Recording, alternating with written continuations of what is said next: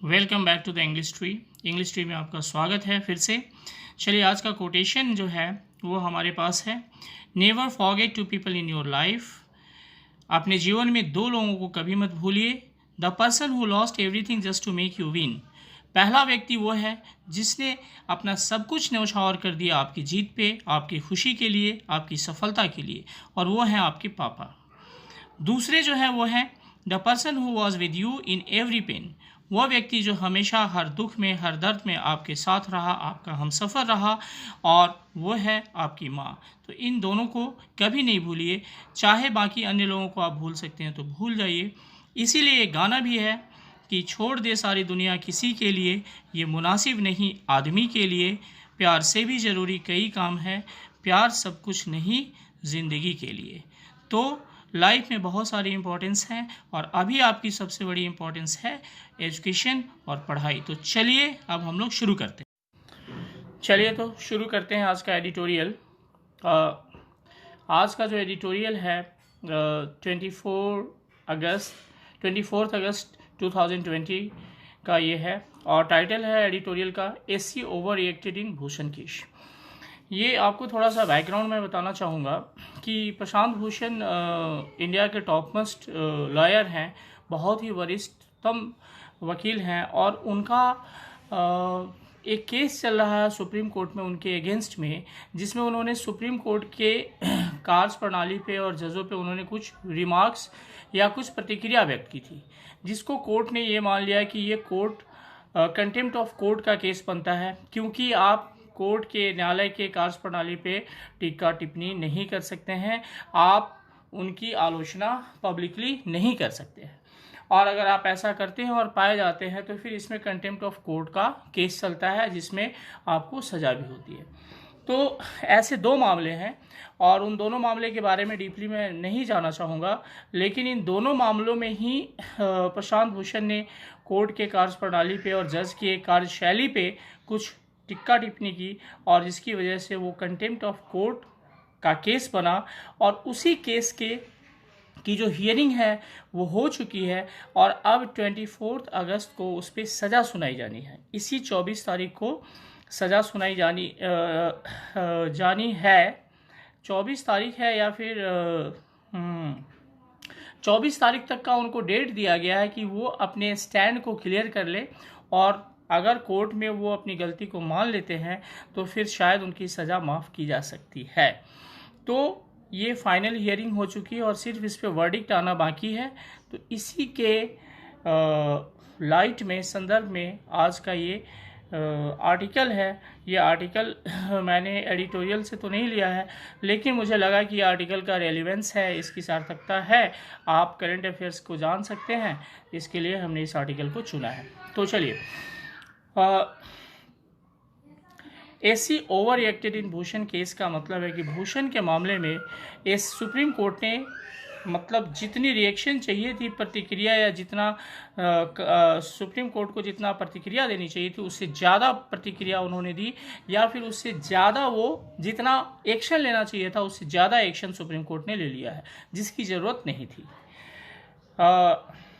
Farmer attorney general and jurist कानूनविद Sorabjee has said, भूतपूर्व attorney general जो है उन्होंने, जिनका नाम है सोराब जी, उन्होंने कहा है कि the supreme court over reacted by taking suo motu contempt proceedings against civil rights lawyer Prashant Bhushan for his tweets. कि जो सुप्रीम कोर्ट ने है उन्होंने ओवर रिएक्ट किया है किस मामले में, तो जो सू मोटो कंटेम्प्ट प्रोसीडिंग्स, यानी प्रोसीडिंग्स का मतलब कार्रवाई, जो स्वप्रेरित कंटेम्प्ट न्यायालय की अवमानना की जो कार्रवाई चल रही है, किसके खिलाफ, अगेंस्ट सिविल राइट्स लॉयर, जो नागरिक अधिकार के वकालत करने वाले जो वकील हैं, जो लॉयर हैं प्रशांत भूषण, उनके ट्वीट्स के अगेंस्ट में जो सुप्रीम कोर्ट ने सू मोटो कंटेम्प्ट का प्रोसीडिंग्स चलाया है, कार्रवाई चलाई है, ये कोर्ट का ओवर रिएक्शन है, जिसकी ज़रूरत नहीं थी। अब आइए यहाँ पे एक सू मोटो, स्व प्रेरणा इसका हिंदी है, जिसको समझना थोड़ा सा मुश्किल होगा। ये एक्चुअली सू मोटो ये एक लैटिन वर्ड है, जिसका मतलब यह है कि गवर्नमेंट और कोर्ट के पास ये अधिकार होता है कि वो अपनी संज्ञान से, अगर कोई उसके पास नहीं भी जाता है फिर भी वो अपनी विवेक से किसी भी घटना को केस में तब्दील कर सकता है, चाहे उसका एफआईआर पुलिस ने या प्रशासन ने किया हो, करवाया हो, नहीं करवाया हो। लेकिन अगर कोर्ट को लगता है कि नहीं ये घटना, इस पे केस बनने वाला है या फिर इस पे सुनवाई होनी चाहिए, तो वहीं पे कोर्ट क्या करता है, सू मोटो कॉग्निजेंस ले लेता है और उसके लेते ही वो जो मामला है वो एफआईआर में तब्दील होकर के केस का रूप धारण कर लेता है और उस पर कानूनी प्रक्रिया चलती है। आमतौर पे ऐसा नहीं होता है। आमतौर पे पुलिस जो है वो कोर्ट में जाती है और कोर्ट में जाकर के वो जो केस बनता है उस केस की सुनवाई कोर्ट में होती है, पुलिस के द्वारा ही एफआईआर दर्ज की जाती है। लेकिन कुछ एक मामले में कोर्ट भी चाहे तो पुलिस को ये आदेश दे सकता है कि आप एफआईआर दर्ज कीजिए इस मामले में और ये फाइल लेकर के मेरे पास आइए, मैं सुनवाई करूँगा। तो वैसे केस को और वैसी सुनवाई को सू मोटो कॉग्निजेंस कहा जाता है। तो इस केस में कोर्ट ने वही लिया है, यानी कि किसी ने भी दूसरे ने एफआईआर दर्ज नहीं कराई थी, लेकिन कोर्ट ने स्वतः ही उस मामले में, प्रशांत भूषण के मामले में एफआईआर दर्ज करवा दी। Proceedings against civil right lawyer Prashant Bhushan for his tweets. तो सिविल राइट्स के लॉयर जो है प्रशांत भूषण, उनके खिलाफ प्रोसीडिंग्स चल रही है। एक चीज़ और ध्यान रखिए कि प्रोसीडिंग्स जो होती है वो उसके साथ अगेंस्ट प्रीपोजिशन का यूज होता है, यानी कि जो कार्रवाई है खिलाफ जब भी होगा तो वो अगेंस्ट का प्रीपोजिशन ले लेता है। जैसे कि प्रोसीडिंग्स अगेंस्ट, एक्शन अगेंस्ट भी हो जाएगा, ठीक है। तो ये सब प्रीपोजिशन इस तरीके से सिचुएशन में आते हैं। द कोर्ट में at the most give a lecture to Prashant now. Court जो है अधिक से अधिक क्या कर सकता था कि give a lecture to Prashant now, कि प्रशांत भूषण को एक वो अपनी ओर से जो भी उनको वार्निंग देनी होती है, जो भी कहना होता, कोर्ट ये कह सकता था, वार्न हिम, चेतावनी दे सकते थे, बट नॉट पनिश हिम, लेकिन उनको पनिशमेंट नहीं देना चाहिए था। It is rather a delicate balance to keep. ये बहुत ही नाजुक मामला है जिसमें संभल के चलना पड़ता है, क्योंकि वो भी एक बहुत बड़े वकील हैं और दूसरी तरफ कोर्ट के चीफ जस्टिस हैं। तो दोनों के बीच जो मामला है ये इतना नाजुक है कि इसमें किसी भी तरफ से ज़्यादा जल्दबाजी दिखाने की जरूरत नहीं थी। For Sorabjee told the Hindu during an interview on Saturday. Mister Sorabjee ने हिंदू के साथ इंटरव्यू में ये बात कही। The court has reserve it decision on punishment. Court ने पनिशमेंट पे अपना जो डिसीजन है वो अभी सुरक्षित रखा है। In the suo motu contempt case, जो स्व प्रेरित संज्ञान लेकर के कोर्ट ने जो कंटेम्प्ट केस चलाया है उसमें अपना डिसीजन अभी कोर्ट ने रिजर्व रखा है, सुरक्षित रखा है। यहाँ पे भी देखिए, डिसीजन अगर किसी भी मामले में आप करते हैं, किसी भी केस पे होता है, तो डिसीजन के साथ ऑन प्रीपोजिशन का यूज होता है। Decision on the matter, decision on this issue. It has given mister Bhushan time till August 24 to reconsider his statement. और कोर्ट ने, इट यहाँ पे आया है कोर्ट के लिए, कोर्ट ने मिस्टर भूषण को 24 अगस्त तक का टाइम दिया है रिकन्सिडर हिज स्टेटमेंट। अपनी जो उन्होंने बातें कोर्ट के खिलाफ कही थी, जज के खिलाफ कही थी, उस पर अगर वो चाहें तो पुनर्विचार कर सकते हैं। वो अपनी रिकन्सिडर हिज स्टेटमेंट, अपनी स्टेटमेंट पे पुनर्विचार कर सकते हैं। Refusing to apologise to the court, जिसमें वो अभी तक रिफ्यूज कर रहे हैं कोर्ट से माफ़ी मांगने के लिए। यानी कोर्ट का कहना है कि आप अपनी जो कही बातें हैं उस पर आप कह दे कि भाई गलती से कही गई है और माफ़ी मांग ले, तो कोर्ट आपको बरी कर सकता है। तो इस मामले पे, इस बात पे सोचने के लिए कि वो फिर से एक बार इस बात को सोचे कि वो अपनी जो भी टिप्पणी है उसके लिए कोर्ट से माफ़ी मांग ले, इस पे विचार करने के लिए कोर्ट ने 24 अगस्त का उनको टाइम दिया हुआ है। For his tweet about chief justice of India एस.ए. Bobde on A motor bike, जिसपे उन्होंने chief justice of India एस.ए. Bobde के मोटर बाइक के मामले पे उन्होंने अपनी ट्वीट में, प्रशांत भूषण ने अपनी ट्वीट में कुछ कहा था। And another on the role of supreme court in the past 6 years। और दूसरा जो उनकी जो टिप्पणी थी प्रशांत भूषण की कोर्ट के खिलाफ, उसमें उन्होंने ये कहा था कि पिछले 6 साल में कोर्ट का जो रवैया है या फिर जो न्याय देने की प्रक्रिया है उसके बारे में उन्होंने कुछ आलोचना की थी। ये 2 केस उनके खिलाफ कोर्ट ने बनाए हैं। अब यहाँ पे आइए, थोड़ा सा ग्रामेटिकल पैटर्न को अगर देखते हैं तो टिल का यूज़ कंजंक्शन के रूप में और प्रीपोजिशन दोनों के रूप में होता है, और ये टाइम के लिए इंडिकेट करता है टिल, और until दोनों, और अगर unless होता तो वो कंडीशन को इंडिकेट करता, यानी शर्त को बताता। और जैसे कि एग्जांपल अगर आप unless का ले सकते हैं तो you can not appear for banking और SSC examination unless you have cleared CET common eligibility test. आपने जब तक नहीं किया है तब तक इन एग्ज़ाम्स के लिए आप अपीयर नहीं हो सकते हैं। तो यहाँ पे अनलेस का यूज़ हुआ, कंडीशन बता रहा है। चलिए, एपोलोजाइज का मतलब होता है माफ़ी मांगना, और एपोलोजाइज टू समवन, यानी आप जब किसी व्यक्ति से माफ़ी मांगते हैं तो एपोलोजाइज टू लगता है, और किसी बात के लिए माफ़ी मांगते हैं तो apologise to someone for something, किसी भी बात के लिए तो वहाँ फॉर लगता है। चलिए आगे हम लोग बढ़ते हैं। Mister Sorabjee said the court could have ignored the first tweet. Sorabjee का कहना, जो कि ये भूतपूर्व सॉलिसिटर जनरल हैं, रह चुके हैं, उन्होंने कहा है कि कोर्ट ने प्रशांत भूषण की बात को इग्नोर कर दिया होता, उनके पहले ट्वीट को, and the second tweet was merely an opinion, और जो दूसरा ट्वीट है वो तो उनकी एक सिर्फ राय है, उन्होंने अपनी एक व्यक्तिगत राय दी थी कोर्ट के काम करने के प्रणाली पे।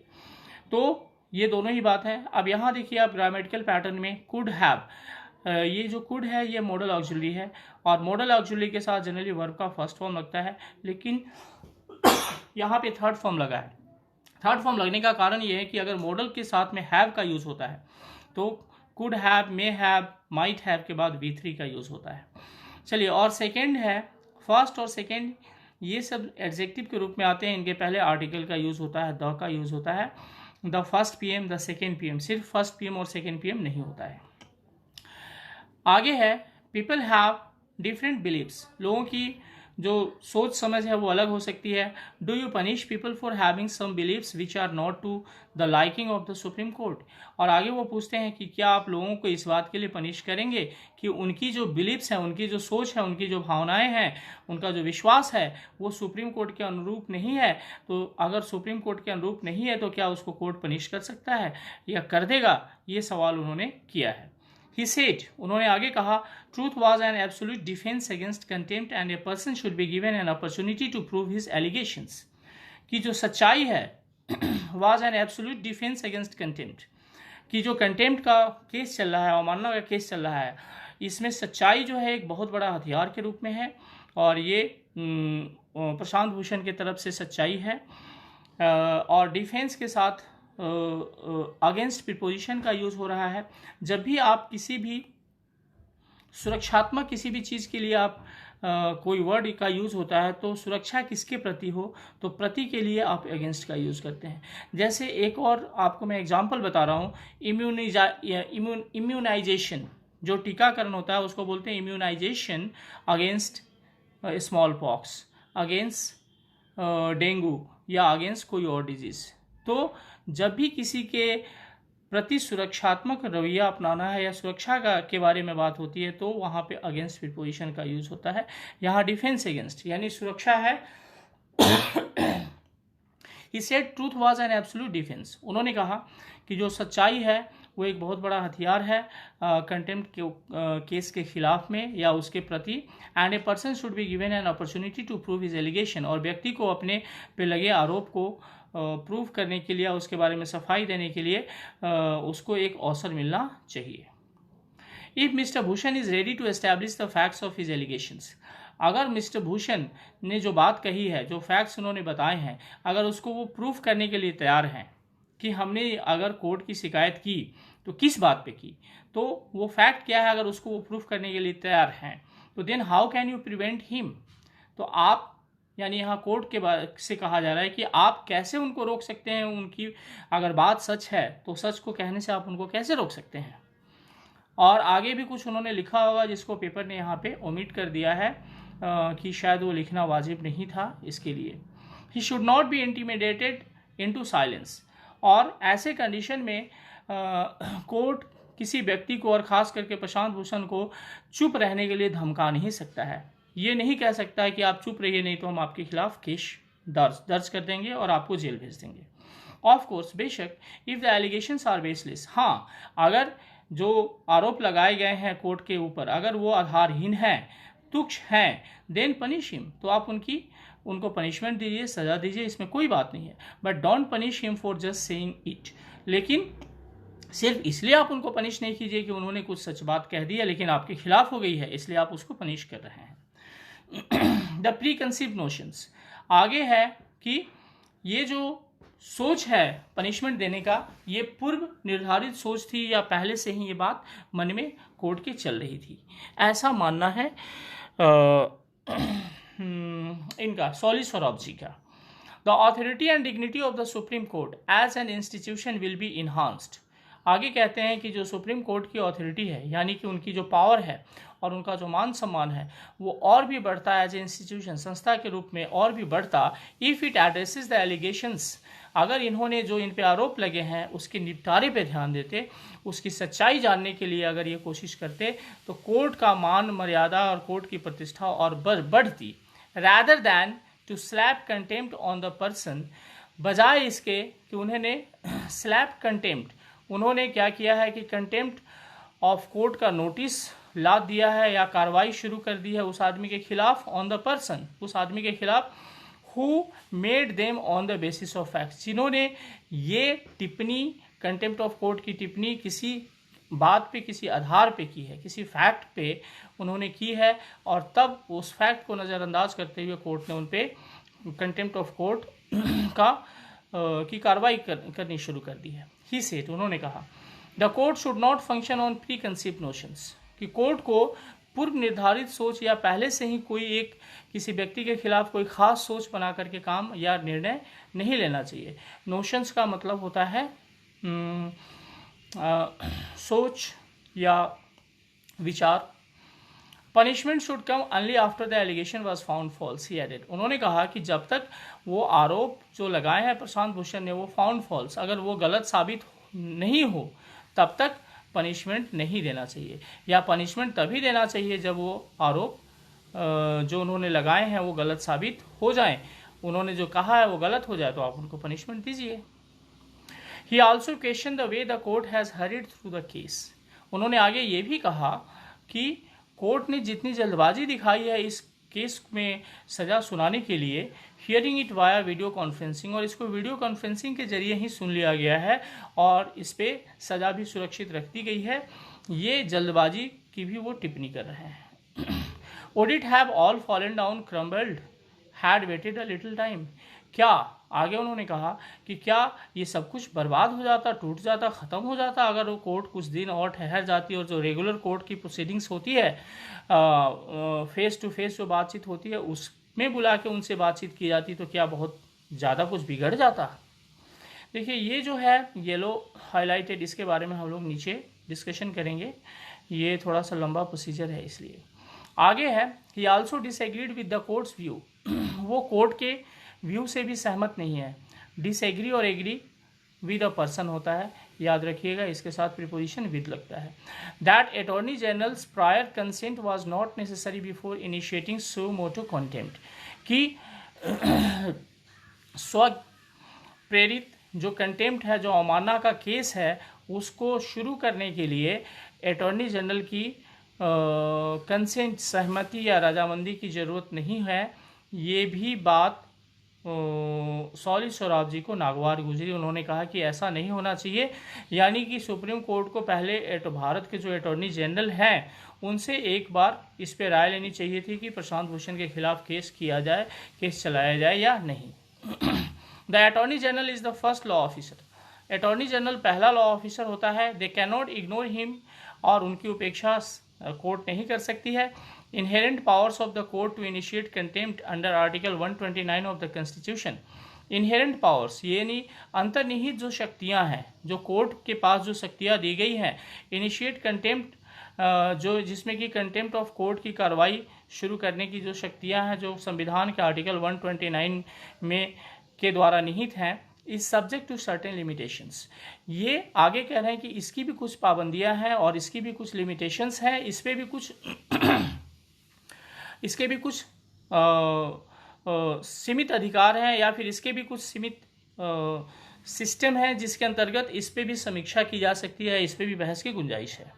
This is a misuse of inherent power. आगे बोलते हैं कि जो संविधान ने जो अंतर्निहित शक्तियाँ दी हैं कोर्ट को, इसका कोर्ट ने दुरुपयोग किया है।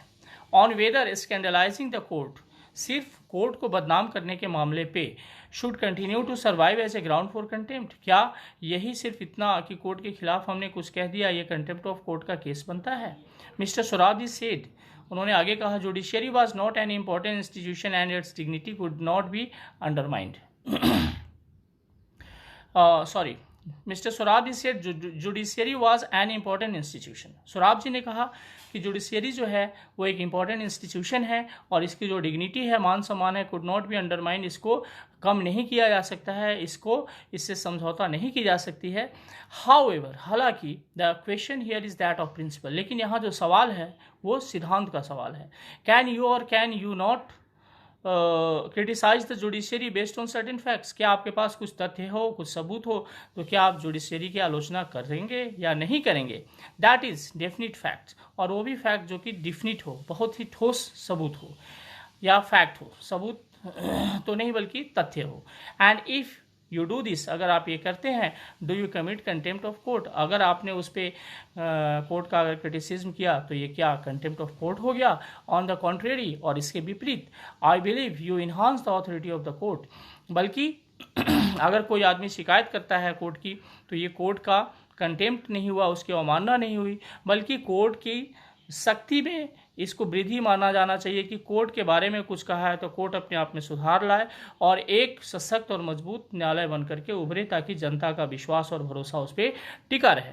तो आज का आर्टिकल जो है वो बहुत ही डिस्प्यूट पैदा करने वाला है, और यहाँ पे एक तरीके से सुप्रीम कोर्ट और बीच में जो भारत के बहुत ही सीनियर लॉयर हैं उनके, और ख़ास करके एक तरह से कहा जाए तो एक पब्लिक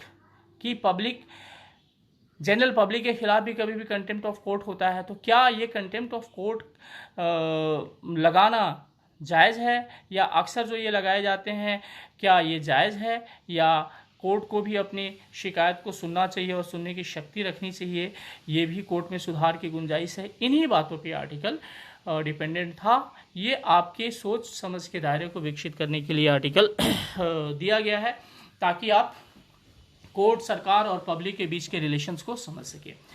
चलिए यहाँ पे एक जो सेंटेंस का पैटर्न है, would it have all fallen down crumbled if they had weighted a little time, अगर ये सब कुछ टूट जाता, ख़त्म हो जाता है, क्या अगर वो थोड़े समय के लिए वेट कर रहे होते? तो ये सेंटेंस का जो पैटर्न है, ये सेंटेंस दो क्लॉज में है। एक तो है would it have all fallen down crumbled, यहाँ पे एक क्लॉज यहाँ पे क्रम्बल तक आकर के समाप्त हो रहा है, और दूसरा क्लॉज जो हो रहा है कंडीशनल क्लॉज शुरू हो रहा है if they had weighted a little time, अगर उन्होंने थोड़ा समय और इंतजार किया होता, तो ये कंडीशनल क्लॉज शुरू हो रहा है। आपने में से कुछ बच्चों ने कंडीशनल पढ़ा होगा इंग्लिश ट्री में, तो कंडीशनल 3 प्रकार के होते हैं। पहला होता है एक ओपन कंडीशनल, और दूसरा होता है पहला ओपन कंडीशनल होता है, दूसरा कौन सा होता है? पहला तो इससे तो शायद लिखा जा नहीं रहा है ठीक से, लेकिन चलिए इसे लिखा नहीं जा रहा है। ओपन कंडीशनल होता है, और दूसरा होता है हाइपोथेटिकल सिचुएशन होता है, और तीसरा जो होता है, थर्ड जो होता है, वो होता है unfulfilled desire in the past. ठीक है, तो unfulfilled desire in the past का ये एग्जाम्पल है। तो unfulfilled desire in the past में क्या होता है कि आप वैसे सिचुएशन या वैसे एग्जाम्पल को रखते हैं, वैसी घटना को रखते हैं जो कि पास्ट में अगर हो जाता तो ऐसा हो जाता, लेकिन चूंकि अब नहीं हुआ है तो ऐसा हुआ है। तो एग्जाम्पल के तौर पे अगर वो तेज़ चलता तो गाड़ी नहीं छूटती, लेकिन ये बात पास्ट की हो गई। अब वो तेज़ भी चलेगा तो गाड़ी जानी थी, वो चली गई। तो ऐसे ही घटनाओं को हम unfulfilled desire of the past में रखते हैं, और ऐसे जब घटना होती है, ऐसी जब स्टेटमेंट होते हैं, तो इनके 2 क्लॉज जो होते हैं, तो वो दोनों क्लॉज में जो कंडीशनल क्लॉज होता है, कंडीशनल क्लॉज यानी कि आमतौर पे ये कंडीशन बताते हैं, ये देखिए इफ़, अगर से शुरू हैं, तो ये पास्ट परफेक्ट में होते हैं। किस में होते हैं? पास्ट परफेक्ट में होते हैं। कंडीशनल जो होगा क्लॉज वो पास्ट परफेक्ट में होगा, और मेन क्लॉज जो होता है वो ये होता है जिसमें इफ़ नहीं लगा होता है, ये मेन क्लॉज है। तो ये आपका मेन क्लॉज है, और मेन क्लॉज में इसका जो ये होता है, क्या बोलते हैं उसको, स्ट्रक्चर, ये होता है would, could, should, might plus have plus V3, ये इसका स्ट्रक्चर होता है। ऐसे स्ट्रक्चर पे ये सेंटेंस बनता है, यानी कि कंडीशनल क्लॉज जो होगा वो पास्ट परफेक्ट में होगा, और जो मेन क्लॉज होगा वो would, could, should, might plus have plus V3 के पैटर्न पे चलता है। चलिए, थैंक्स फॉर ज्वाइनिंग मी, फिर मिलेंगे जल्दी ही।